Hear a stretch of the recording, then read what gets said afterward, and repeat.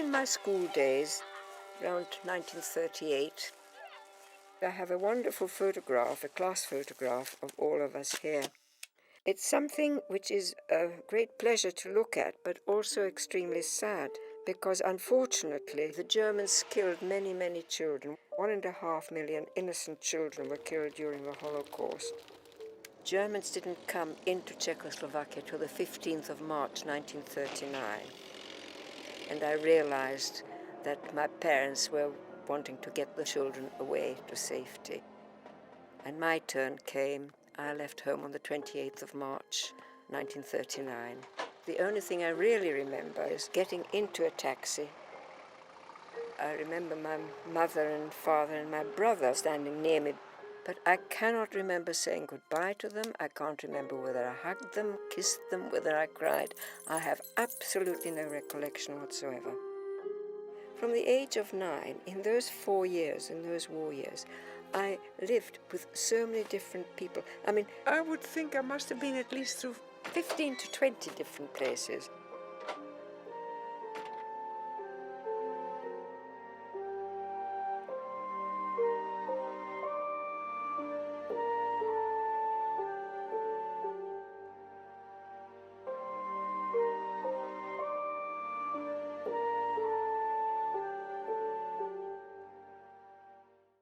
My name is Gertrude Silman. I'm known as Trudy, and I was born in Bratislava, April 1929, and my family consisted of my father Adolf and mother Alžbeta, brother Paul and sister Charlotte.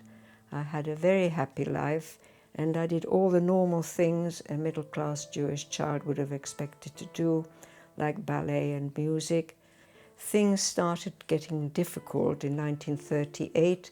I think basically there was tension in the house because my parents were anxious about the effect of Nazism, and my father tried very hard to save his children, and my sister left Bratislava on the 31st of December 1938 to go to London to stay with the family, where she spent the rest of the war till she was married.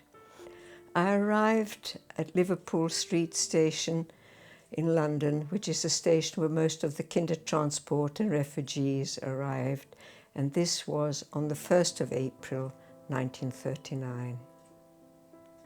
I then went to a non-Jewish family in Newcastle in the north of England. Unfortunately, I didn't settle. I only stayed for 6 weeks. And I found the situation difficult because I'd never lived in a very old English drafty cold house. There had no central heating, no duvets, all the things we had had at home. And obviously I was very, very homesick. So I actually left that family after 6 weeks and went back to London and stayed with my aunt and uncle who were in transit to America. And this was just transient. I stayed there for a few months, and it was easier because I could talk to them in Slovak or in German. I learned English because I started going to an English school, and I wasn't quite so homesick. My brother Paul was the last to leave Bratislava, and he arrived in London in May 1939. He lived in a very small room and he worked at a farrier's, and then after that he went into the electronics industry, and he studied at night and became a very highly qualified professor. But for me he was a most wonderful brother. Throughout the war he wrote to me every single week, and out of his very, very small earnings he would send me pocket money, and all his life he supported me. One interesting thing was every night the BBC on a Sunday used to broadcast before the new 9 o'clock news the national anthems of their allies, and I especially listened for the Czechoslovak anthem, the Dědomov můj, because I felt then I had some relationship with home and with my parents. And I always made a point of listening to that because I wanted to hear Jedom Mui, and I therefore felt I was nearer to my parents.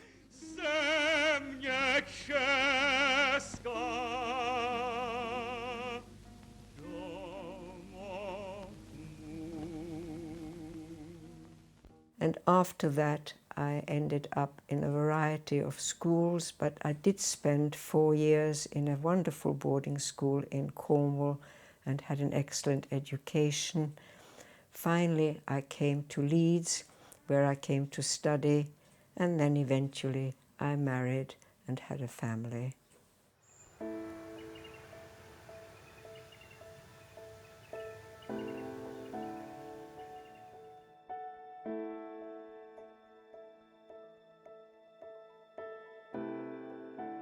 I'm now Charlotte Bushell. I was married before and my name was Silman. And at home I was Charlotta or Karla Feldmannové. I was born on April the 7th, 1924. The last few months at home were not good. I was conscious of the rising anti-Semitism before I left for the Tatra Mountains, where I spent the last few weeks before leaving. My father traveled with me to Prague.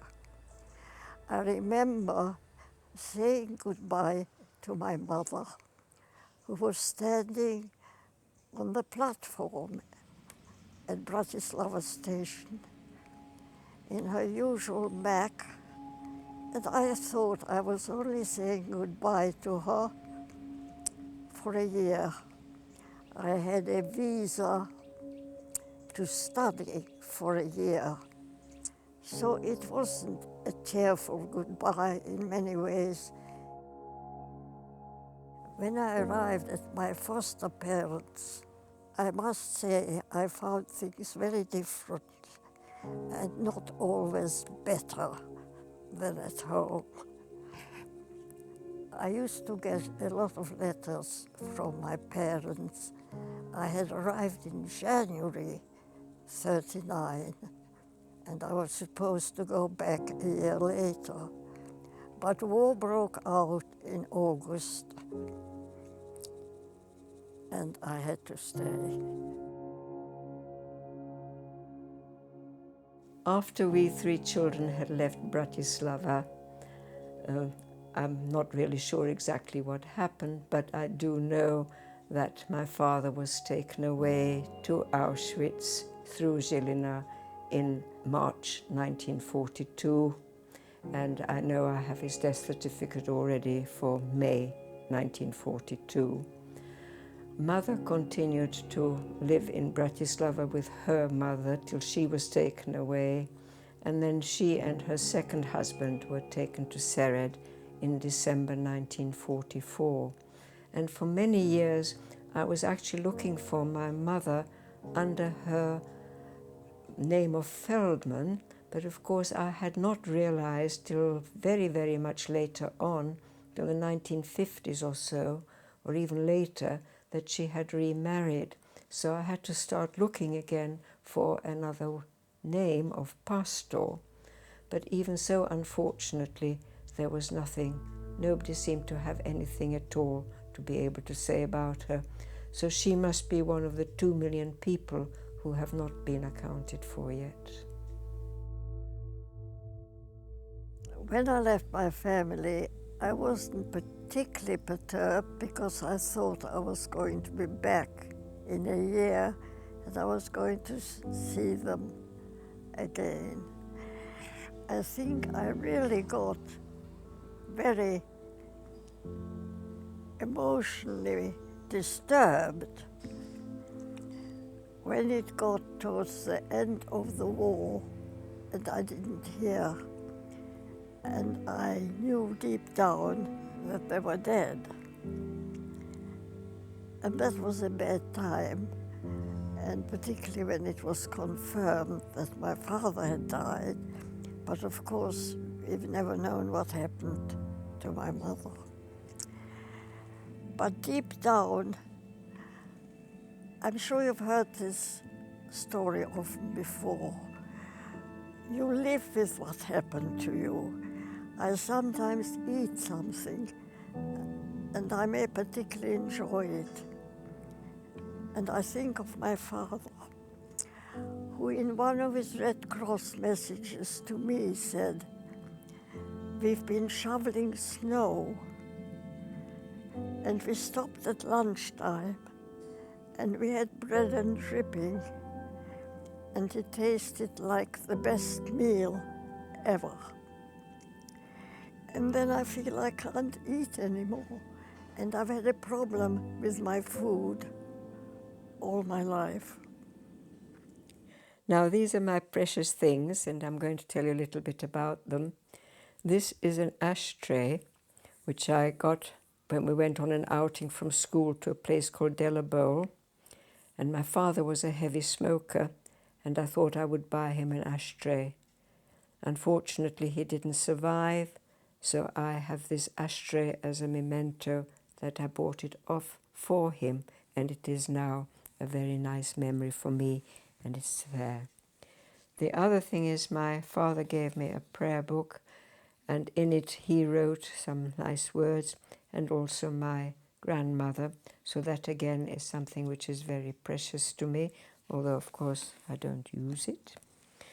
And then this is a very little leather wallet which my brother made for me, because when he first of all came to England, he worked at a furrier's, and a furrier, of course, would normally make fur coats, but during the war they only made leather jackets and helmets and gloves for pilots, and therefore he had a little bit of leather left over, and he made me a little wallet. And then again, just before I left home, I got an autograph book in 1938, and most of my school friends wrote in this, and therefore, as I no longer speak Slovak or German or Hungarian, I treasure this, because this has actually all sorts in it, in Slovak, in German, in English even, and there are some lovely little drawings, and in fact this is my favorite drawing from the book, which was done by my friend Steklova, and here she has done a beautiful illustration for me, which must have taken her quite a while to do, because it looks as if it's done with different coloured inks. So you can see these things are wonderful memories, and I look after them. And I just hope that I will always have nice memories of home, but it is tinged with sadness because the family was destroyed, but I've been lucky. I've made a new family, and that's all I can say. All I want to say is what has happened to all of us is not in the past. It lives within us and it dies with us. And I cannot imagine how people can be inhumane, cruel to other people. My work in life has been to help people, to make them better, to reassure them, to make the life more bearable, because it has left me with the belief that life has to be suffered. My message for the young generation today is to try and live with other people and behave towards them like you would like to be behaved to by them. In other words, we want to live in peace. And to do that, we have to work at it and accept people for what they are and try our very best to make a better world.